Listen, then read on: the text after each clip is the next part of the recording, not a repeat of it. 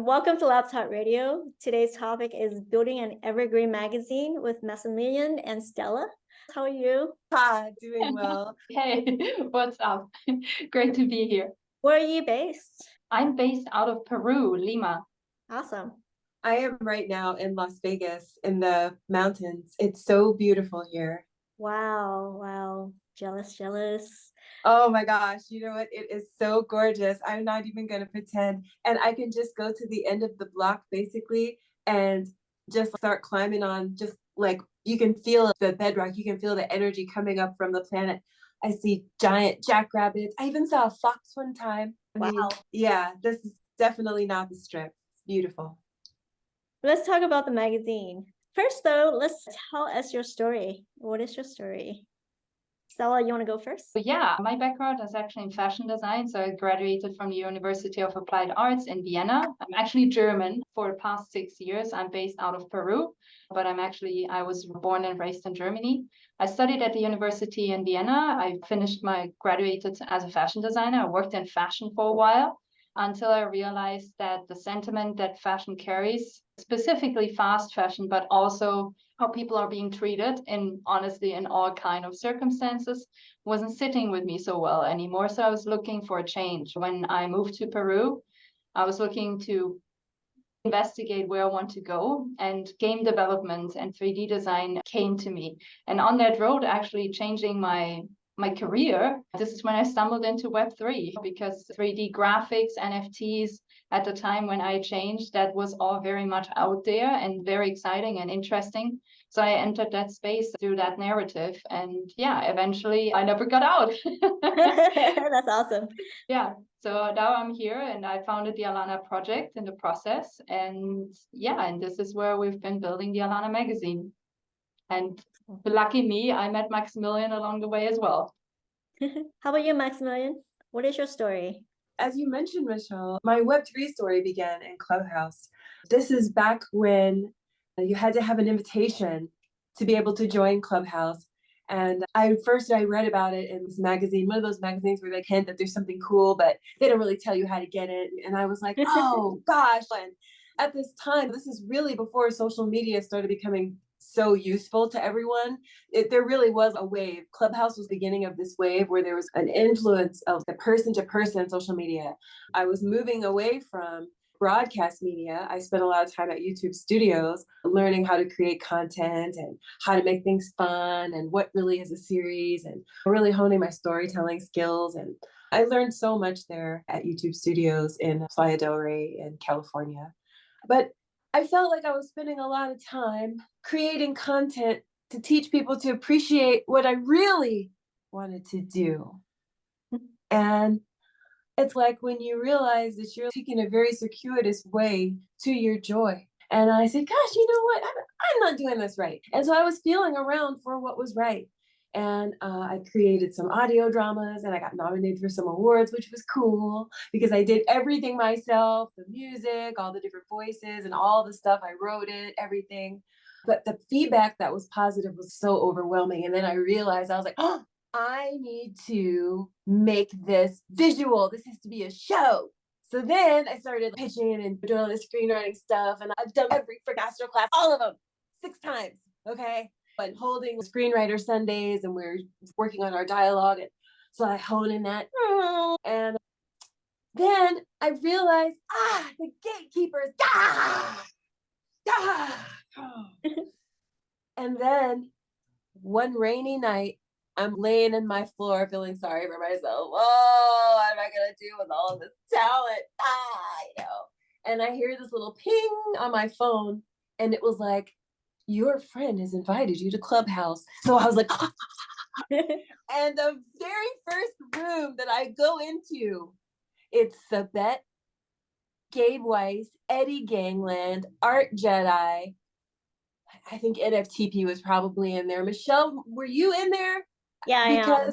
Yeah, because this I'm Laptop Radio in there. I just happened to be hearing these people talking about their great success, and they were all sharing their tips of their great success. And I was like, what are they talking about? What did they create that brought all this success? And then I started listening, and then I started realizing I've been creating tea-worthy art for years, making graphic designs and little graphic stories and all kinds of little things that I didn't really know they didn't really have a place for. And all my little serialized stories and all the things and all my big ideas too, I realized that Web3 was my way that I could do it because it was scalable and it just solved so many things for me. And it allowed me also to put together all of the different things I do. It allowed me to take my visual vision for fashion and set design and my screenwriting and my music and just put it all together into however many different formats the art will hold and allow people to enjoy the parts of it that they like best. I'm really enjoying the process. But one of the things along the way that I realized is I spent a lot of time learning new stuff, too much, and just resourcing information a lot. And when Stella and our friend Havo came to me with this idea that they were already doing this magazine, I was like, yeah, we need that because people can just come to this one place and they can get all of the information that they need and find out about all the things because Web3, it has just such a unique tangle of people because it's finance and it's art and it's community. And I just never found that anyplace else. And there's so many things I wish somebody could have taken me by the hand and taught me. So I feel like ALANA magazine is that friend. Awesome. So what is ALANA magazine? Who had the idea to start it? And what was the aha moment when you started the magazine? Stella. Yeah, I can take that one. Okay, so ALANA magazine was an idea that Havo brought to us. Havo was at the time already a community member at the ALANA project. An ALANA project in itself is an educational project. Essentially, we are wrapping this virtual avatar, ALANA, into her own story and trying to produce essentially products and services to educate people around Web3. And so he came on and he said, you know what, it would be so dope if we could make our own magazine at ALANA. We have all the resources. We know how to make stuff pretty. We have a lot of designers. Doesn't it make sense to do this? And at first, I'm not going to lie, I was a little bit hesitant because I'm not bad at graphic design, but I'm not a professional graphic designer. And I knew we had not so many graphic designers in-house. So I was a little bit worried that we would be doing this and not doing this the right way. But then this is when Maxximillian joined us, who is a very experienced screenwriter and has experience in publications. And together we started to come up with an initial concept for the magazine. And yeah, and it was really a group effort. And in the end, while the idea came from Havo and the community, I would say the nitty gritty stuff on, hey, what makes sense to put in this magazine? For example, we're not trying to put news stories in there. It's not about sharing news. It's about sharing stuff that has permanence in a way. In Web3 comparison, that would mean not showing IPFS, maybe showing the permaweb or Arweave, things that have consistency, things that are here to stay in a way. So that's what this magazine is about. We also realized all of us are, additionally to ALANA, we are part of very different other communities, not just art, also developer communities. And we realized that the one thing all of us had in common in all of these different communities is that we were only part like of one area of Web3. Some people are trending more towards DeFi, other people are more towards digital fashion, other people more towards public goods. In this magazine, we're trying to unite all of these things again. So everything that has splintered in all of these different directions, we're trying to select the best of the best and bring them together in this magazine so people from digital fashion can become aware of public goods. People from DeFi can become aware of digital fashion and gaming. So this is the general narrative. I don't know, Maxximillian, probably you have something to add. I love that. I love what you're saying, and I feel all the same ways. And also, I really love the idea of having something physical to look at, to hold on to. When I was a girl, magazines, my favorite magazines were the professional fashion magazines, the ones that were $40. When you're 9 years old, a $40 magazine or a $60 magazine, those were encyclopedias to me. You know what I'm saying? I was taking in all of that and they were references for me, actually. And I feel the same way about ALANA magazine. If there was a library, ALANA magazine would belong in the references section because this is something like it's my personal bent, okay? And this is my personal driving force with every story and everything, not only with the magazine, but really in life, which is I'm responsible to help people develop the culture that I want to live in. So I have to show people how to treat me and how I want to see people treated. I have to model that behavior.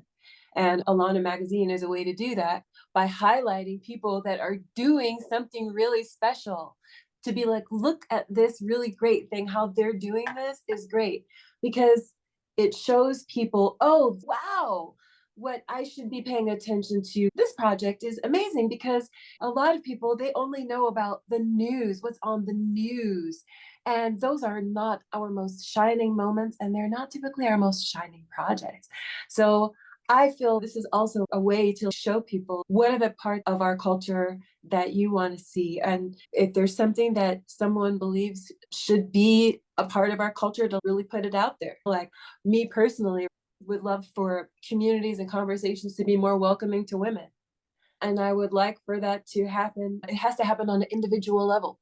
It can't be in somebody's community rules. It has to also be a part of our culture. How am I doing that? I'm trying to do it every way I can, with my art, with my own language, by not joining the communities that don't really cater to that. And it's not that everything needs to be woman-centric. There's just certain communities that are so welcoming, and I want to highlight and spotlight those. It's a really great opportunity for anyone in our community because this is a community-driven magazine.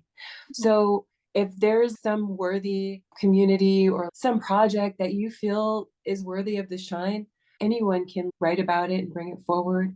And I think that's the cultural Web3 that's so sexy to me. That part that literally anyone has the power. There's no gatekeeper. It only takes a very small amount of initiative. It's just really a beautiful place. So I hope everyone comes and participates. My favorite part is seeing everything that people contributed. It was my birthday, opening every attachment. That's awesome.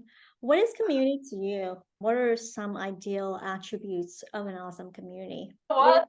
That doesn't exist. We're living in the real world. So Web3 is usually community-based. A lot of the tokens, a lot of the concepts and ethos is really centered on community because traditional startups, they have marketing, but they don't have community. But Web3 startups and Web3 communities have a very distinct ideal. And without ideals, there aren't a goal that people can inspire to be and become. If Martin Luther King didn't have ideals, things will remain the same. So Web3 communities are not perfect, but there is an ideal. And if your magazine is driven by community, what are those ideals? I think the first thing that comes to mind and is luckily omnipresent in ALANA is open conversation, not deciding things on a whim, talking them over. We have, for example, on our Discord, I have to admit to you, we're still in the process. So I graduated roughly a month ago from the Token Engineering Academy because I spent the last year learning how to design our own tokenomic system, because I just figured if someone needs to learn about this, it's the founder of a community. Since I did that, I shared the framework with everyone. I opened a forum space in the Discord, and we're having a weekly and very open discussion on how does everyone want to be involved in the system? Because people are feeling very differently about these things, and it should be okay to feel differently about these things. I think one of the mistakes that we consistently repeat in the real world is trying to get everyone on the same page. While you can find solutions even within very diverse communities to accept more than one thing to be true. So I think these kind of open discussions and factoring them in, for example, a tokenomic system, that's really important. And that if you're asking for an ideal, I appreciate that a lot, because people have been very much engaging in that conversation.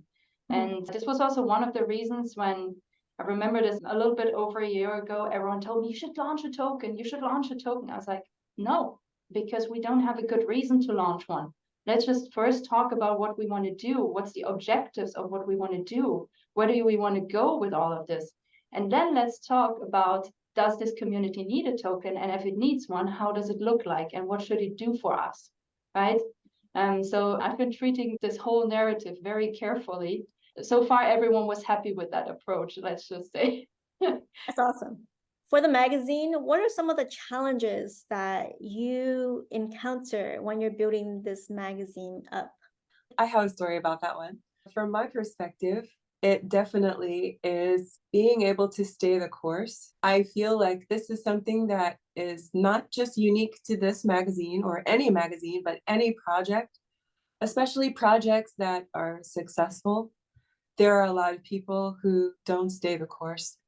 And it's heartbreaking for the people who are continuing to work. And I think also it can also be heartbreaking for the people who, for various reasons, had to go in another way before they were able to see their vision through. Because no one in this world, not even a squirrel, does anything without a vision. The squirrel sees the nut, has the vision, and then goes for the nut.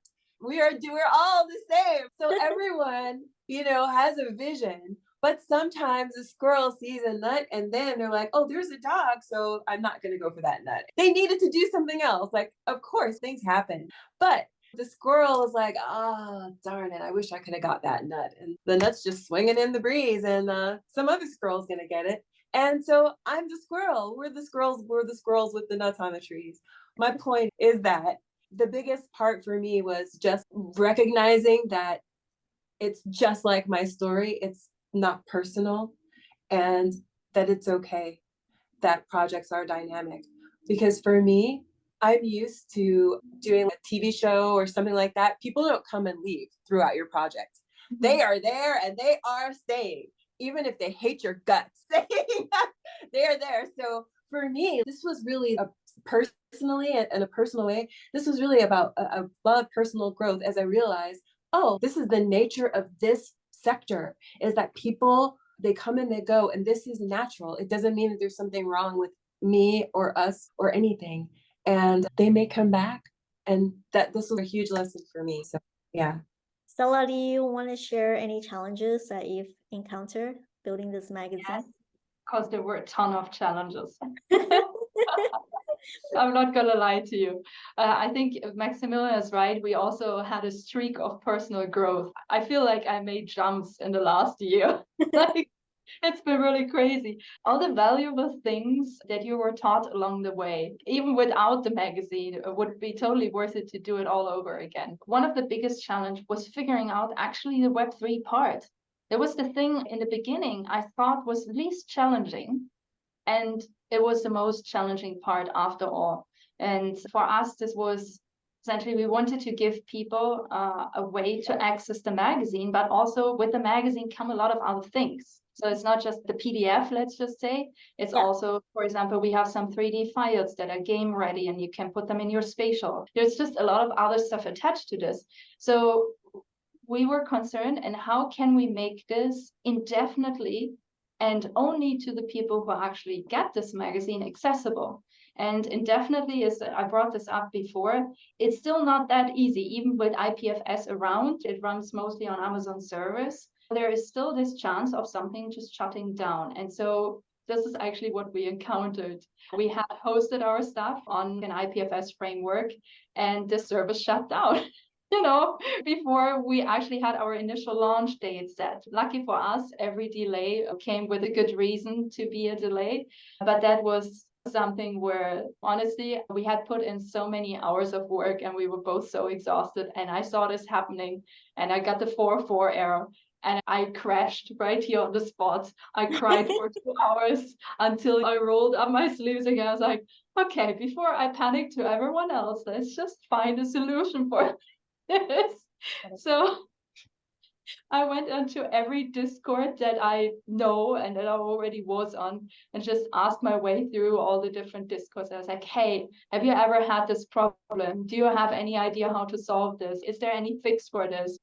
And in the end, I came across something that I already knew existed, but it wasn't the right tool stack at the time. And so eventually I brought the Unlock protocol and the Dark Block community together, and they built an integration with Unlock, which essentially the magazine will be the NFT, the contract is issued through. And so now we have this, we have exclusively accessible content and all of this shizzle bang, and it's hosted on the permanent web. So there is no Google Drive link that will expire at some point. You know?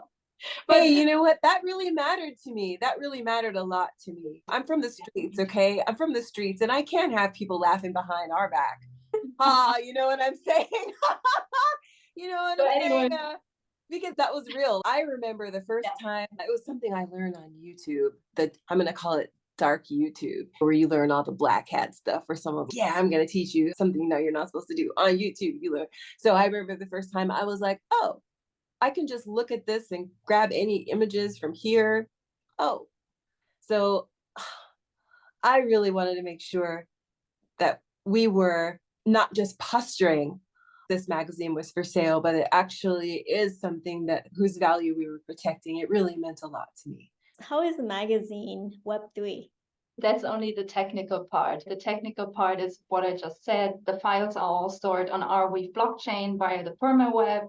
Obviously, you get a essentially magazine subscription via Unlock protocol contracts, which is an open source protocol. On the technical side, I think we really delivered, making this as much Web3 as we possibly could.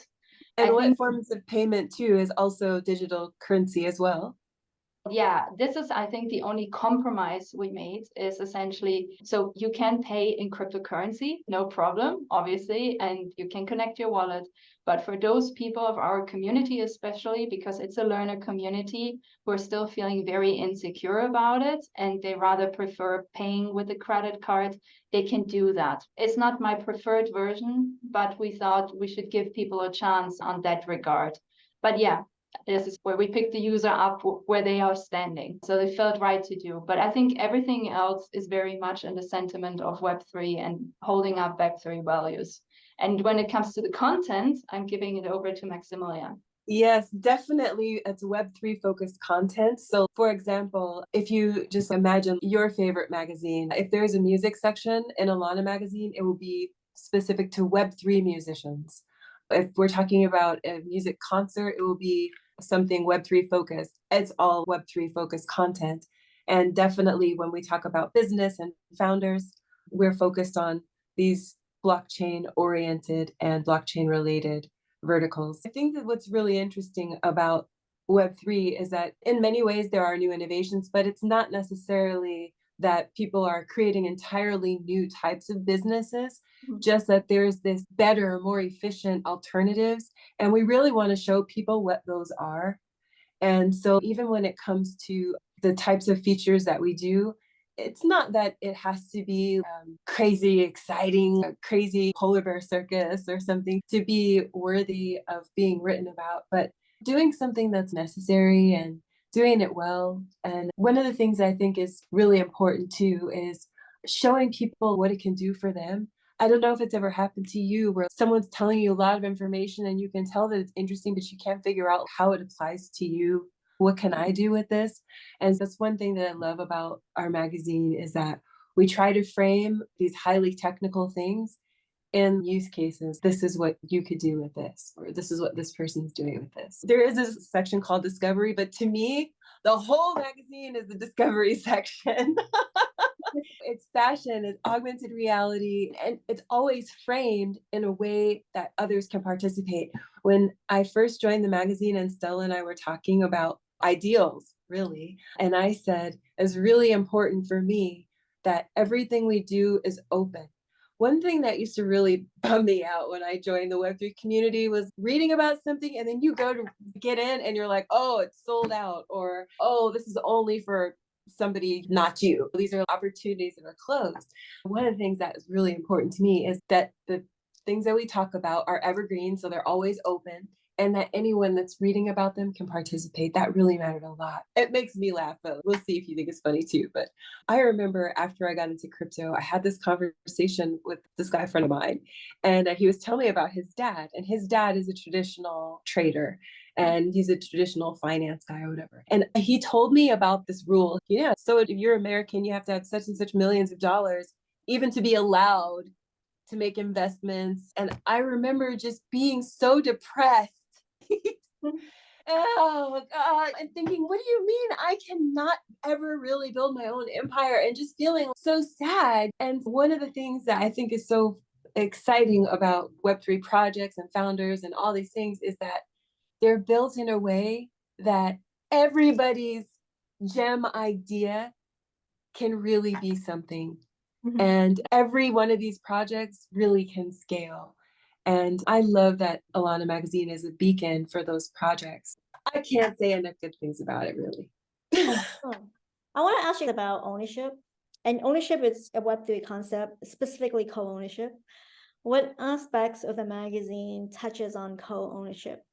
What touches on ownership? I think we have that a lot covered in the discovery sections, actually, because we're talking about also future forms of governance. We have that covered and not written out, but how we compose the fashion editorials. So people, for example, submitted their creations, and all of them, funny enough, most of them, they came back to me and I said, hey, can I still publish this? And I'm like, what are you even talking about? I was like, as I'm a designer myself, this is the one thing that I always hated. You sign an NDA for some ghost design and you're never able to showcase what you did for very big and famous brands. So no one ever gets to know the real work that you ever did because you had to sign this contract in order for you to get that job. So at some point, I just wrote an official message in the ALANA Discord. And I was like, guys, just so you know, all of your content belongs to you. It doesn't belong to ALANA magazine. We are borrowing it from you. I thought we were clear on that when we created the upload form where it clearly says, hey, you're allowing us to advertise with this in the framework of ALANA magazine, but this work continues, obviously, to be yours. So I think we take ownership because a lot of us are creators, not just me, but also other core team members. We take that very serious. It's like no joking around with us about this. When it comes to the actual magazine, obviously it's an NFT. So once you buy it, you own it. It doesn't go away. Neither goes the attached files via dark block. They will never go away. So there's another concept of ownership. I think it's still something we can talk. We also have this very much covered actually in the music section. You covered this very well. This is also where it's very well covered. Yeah, I think that's for the most part. I think we can still do more on it, but it never gets boring. And also it's one of the Web3 fundamentals, essentially, right? Now you can read, write, and own. And so people should become aware how important it actually is to own your stuff. It's so important. And I'm trying to outline this in every webinar, in every publication that we make, be it the newsletter. But it's still something where people, I feel, especially creators, they feel very hesitant about it. They almost like to a degree where they're like, is it okay? It's almost this question mark that is being left over. Is it okay to still own if I've already shared this? And we need to get in a sentiment where, of course, it's okay because you made this. And yeah. It's awesome. I think we still have the mentality of Web2 where the companies own everything and we assign everything to them. But as a creator in Web3, it's a little bit different. It's ownership or co-ownership. And that's why I asked, because you're building a media and who really owns that? And if you're making games, same thing. It's changing or it has changed. Is there anything you wanted to share that I have not asked you? Yeah, maybe one thing is just in addition to what Maxximillian said before about the content. One thing that I also feel personally very strong about, because in ALANA, the things that we are building, while they are not open source all right now, they eventually will become open source. And the idea of public goods is something that I just strongly advocate. I'm also part of Token Engineering Commons, and one of our lead articles is actually about Evergreen's Give ETH. And public goods has a central spot in ALANA magazine. And I hope that's also a section It's not a very popular area of Web3, I feel often, and it's growing in the shadows, even though it's actually pretty cool. And it's one of the leading pillars that enables people to just come in and build on top of things. Open sourcing and creating public goods is the one thing that we can do that centralized businesses cannot do. They cannot just say, like, Facebook cannot just create a completely open access to their product. They would go down. So this is the one thing, the one power that we in Web3 have over the Web2 corporate world. And so I feel that also more artists and creators should become more aware of the idea of building in that way. Not entirely, because we also need to earn money, and maybe not always, how can I say, when we're starting a project, rather when a project already has become successful, and then sharing maybe some resources. But I think if we all can contribute a little bit to this idea of public goods, that would be nice. And we're trying, at least this is the part I feel personally strong about in ALANA magazine, bringing more awareness to this idea and sentiment. Yeah, maybe that. I have something that I would want to share as well. One of the things that I really love about this magazine is the fun and innovation and creativity. And I feel like it's my job in life to bring delight and joy into the world through the things that delight me. I got this really great advice from a friend of mine who's a friend and mentor. And he said, Maxximillian, you're weird. He said, but you're good weird. And there's other good weird people like you. And you should put your good weirdness out there so that other people can enjoy it and find it. And I was like, oh, I like that. So I put some of my good weird in ALANA magazine. And I'm going to share a little something from my childhood again. I shared earlier about how I used to love these magazines when I was very little. But one of the things I would love is finding one of those little extra, some little present that was in there, whether it was a perfume sample or a little lotion or some little goodie. So I wanted to have goodies, and there are goodies in this magazine. There are goodies like to play with, and I just think that's so fun. And I also am a huge fan of public goods, but also I believe in earning a living. So what I like to do is, as an artist in my own right, in every collection that I create, I always create public goods. So there really is something for everyone. In the spirit of that, I feel like it's very satisfying to be the recipient and to also be the giver. It's just been really a satisfying experience all around, and it continues to be. And I'm very impressed to see the talent of our community up close and personal. It's been a really heartwarming experience to get to know everyone. That's awesome. I have one last question. What is one piece of advice that you have for the community? And I think Stella, you can go first, and then Maxximillian. Yeah, maybe a piece of advice from a founder. Maybe that's the piece of advice I want to give to others who might be thinking about this. It's actually something that Maxximillian said before. Don't take things personal. People's life change these days more fast and more frequent than ever before. And most of the time, honestly, 99% is not about you.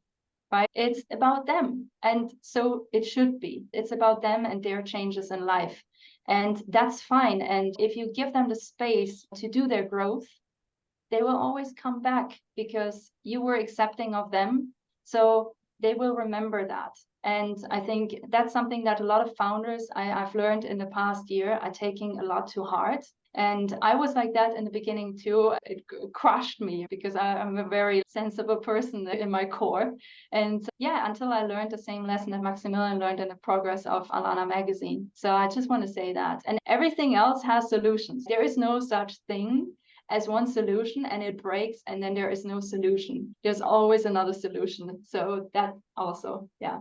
That's awesome. How about you, Maxximillian? Yes. What is that one piece of advice that you wanted to share with us? Oh my gosh. Okay, but this is the gold. This is the gold right here. Gold with diamonds. Okay, rose gold. All right. Stay in touch. Stay in touch. Have people that you stay in touch with in this community in Web3. Have your people that you stay in touch with. And no matter what's going on in your life, stay in touch. Don't leave people wondering what happened to you or where you went or whatever like that. Stay in touch. There's no shame in anything that needs to be done in life, but I think it's always important to communicate, especially Things don't always work out as planned, okay? It's no biggie. But don't leave your friends hanging, because the things that's been the hardest for me has been really putting my faith, my love, my trust, my belief in people. And then some little bump in the road came along. Sometimes it's a big bump, okay? Acknowledged. But no matter what it is, call people, say, hey, something crazy just happened. I'm not going to be able to be there. Just let them know. And then let them know that you're okay or that you need help. Stay in touch. That's the number one thing. There's so many things I think that could have been helped if people would have just communicated a little bit better. And it's okay to say you don't know what to do. Also, you can be like, hey, I don't know what to do, but I'm not going to show up. That's totally better than nothing. So stay in touch. Don't be afraid. Don't be ashamed. And just keep showing up.